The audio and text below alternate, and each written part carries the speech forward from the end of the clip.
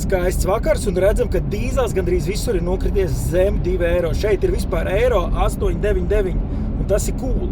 Cool sācis izskatās, man liekas, ka ir cenu karu.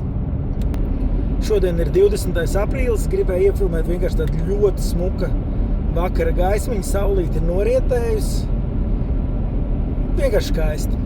Un, starp citu, arī baigi daudz redzēja meža zvērus, vismaz 2 vai pat 3 stirnas ceļa malā, tā kā esam uzmanīgi šitajā krēslas laikā, aprīlī, maijā. Un te var apstīties salīdzināšanai, re, kur ir Neste. Lielupes Dus, dīzels eiro, 9,77. Nu, beidzot nokrītās zemi 2 eiro. Jā, un brīvdienās bija vēl virs 2. 95. benzīns eiro 7,97.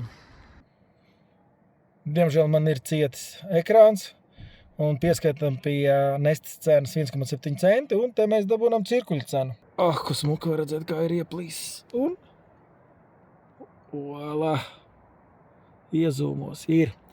Jā, dīzels eiro 9,94 un 95. benzīns eiro 8,14.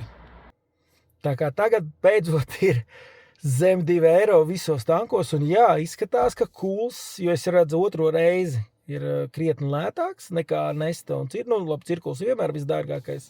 Citu pasakiet, tie, kas pildās cirkulī, kāpēc jūs to darat? Nu, cik, labi, vienam ir darba karta, tie pildās, bet tie, kas paši izvēlās pildīties, cik jums liela ir atlaide tur? 7 centi, 8 centi, 10 centi. Tā kā tāds ir šodien cenas un skatīsimies, kas notiks tālāk. Katrā ziņā beidzot ir zem 2 eiro.